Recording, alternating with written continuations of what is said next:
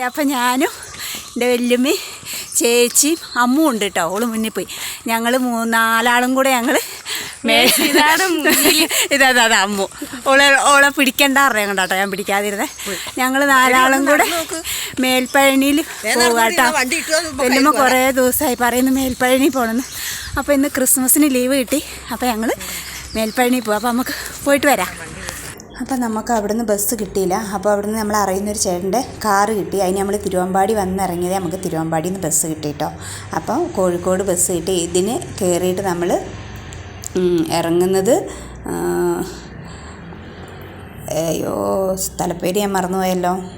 നമ്മൾ ഇറങ്ങുന്നത് മുണ്ടിക്കത്താഴാട്ടോ. പെട്ടെന്ന് പേര് കിട്ടില്ല. മുണ്ടിക്കത്താഴത്ത് ഇറങ്ങിയിട്ട് നമുക്ക് അവിടെ നിന്ന് മേൽപ്പഴനി എത്തിയിട്ടോ.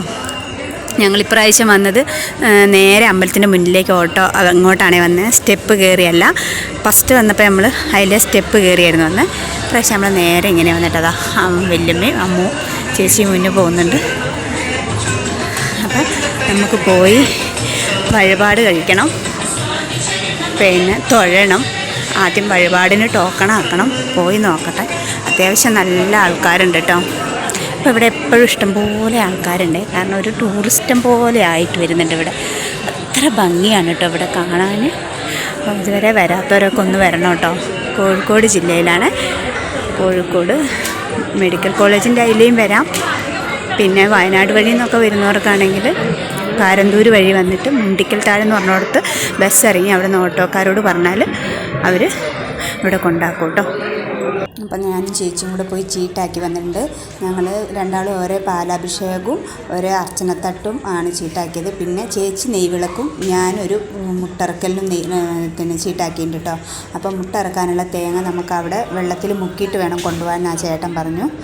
അപ്പം ഞാൻ ഈ അർച്ചനത്തട്ട് പാലാഭിഷേകത്തിനുള്ളതും കൂടെ അമ്മുവിൻ്റെ കയ്യിൽ കൊടുത്തിട്ട് തേങ്ങ വെള്ളത്തിൽ മുക്കാൻ വേണ്ടി പോവാം കേട്ടോ. അപ്പം ഞാൻ പോയി തേങ്ങ മുട്ടിറക്കാൻ പോയപ്പോഴേക്കും ചേച്ചി അമ്മവും കൂടെ പോയിട്ട് പാലാഭിഷേകത്തിനും അർച്ചനത്തട്ടും അവിടെ മുരുകൻ്റെ മുന്നിൽ കൊണ്ടുവച്ച്. പാലാഭിഷേകം 12 മണിക്കാണ്. അർച്ചനത്തട്ട് പൂജിച്ച് അവർക്ക് കിട്ടി. അപ്പോൾ അതുകൊണ്ട് ബാക്കി ഭാഗങ്ങളിൽ തൊഴാൻ വേണ്ടി വന്നേ കേട്ടോ.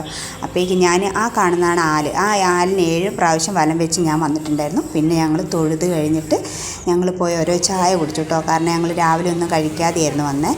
അപ്പോൾ അവിടെ ഭക്ഷണം കൊടുക്കുന്നത് കഴിഞ്ഞിട്ടുണ്ടായിരുന്നു രാവിലത്തെ. അപ്പോൾ ഞങ്ങളവിടെ മെസ്സിൽ പോയി ചായ കുടിച്ചു. ഇറങ്ങി വരുമ്പോൾ നമുക്ക് ഫുഡിനുള്ള ടോക്കൺ കൊടുക്കുന്നുണ്ടായിരുന്നു. അപ്പം ഞങ്ങൾക്ക് മഞ്ഞയാണ് കിട്ടിയത്. പച്ചയാണ് ഫസ്റ്റ് ടോക്കൺ കേട്ടോ. അത് കഴിഞ്ഞ് രണ്ടാമത് നമുക്ക് മഞ്ഞ ടോക്കണാണ് കിട്ടിയത്. അപ്പോൾ നമ്മൾ ടോക്കണും കൂടെ വാങ്ങിയിട്ട് അമ്പലത്തിലേക്ക് പോയി. സമയം അതേ ആയിട്ടില്ല. അപ്പം 12 മണിയത്തെ പൂജ കഴിഞ്ഞിട്ടാണ് നമുക്ക് ഫുഡ് കഴിക്കാൻ പോകേണ്ടത്. അപ്പോൾ ഞങ്ങൾ വിചാരിച്ചു ഒന്നും കൂടെ അതിലേക്കൊന്ന് കറങ്ങാമെന്ന്. അപ്പോൾ ഇവിടെ ഇതുവരെ വരാത്തവർ ഇവിടെ ഒന്ന് വരണം കേട്ടോ.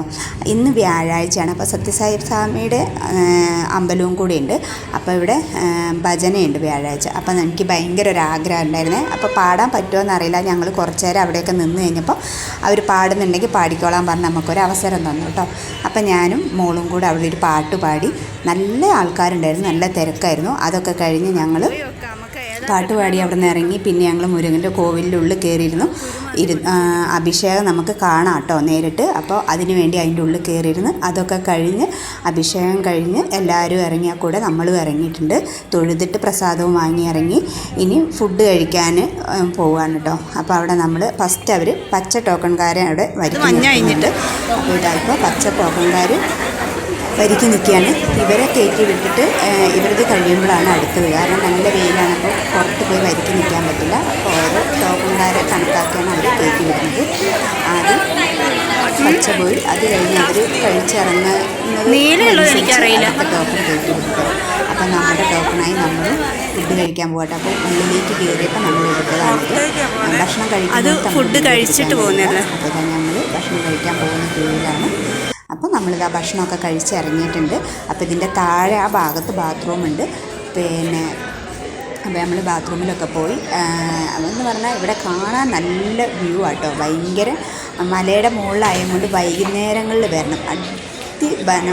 എന്താ പറയുക, അതിമനോഹരം എന്ന് പറഞ്ഞാൽ അതിമനോഹരമായ ഒരു സ്ഥലമാണ്. വരാത്തവരൊക്കെ എന്തായാലും ഒന്ന് വരണം കേട്ടോ. അപ്പോൾ നമ്മളതെല്ലാം കഴിഞ്ഞ് ഇനി നമുക്ക് പോകാനുള്ള ടൈമായിരുന്നു കേട്ടോ. എല്ലായിടും ഇപ്പോൾ ഇടയ്ക്കിടയ്ക്ക് വരുന്നതും കൊണ്ട് പിന്നെ എല്ലായിടും കാണുന്നതാണല്ലോ. അപ്പോൾ ഇനി പോകാൻ ഞങ്ങൾ ഉച്ച ആയിട്ടുണ്ട്, ഒരു 2 മണി ആവാനായിട്ടുണ്ട്. അപ്പോൾ നമ്മൾ പോകാൻ നോക്കുകയാണ്. ഓട്ടോ എന്തെങ്കിലും കിട്ടുമായിരിക്കും. നമ്മൾ തിരിച്ച് പോവുകയാണ് കേട്ടോ.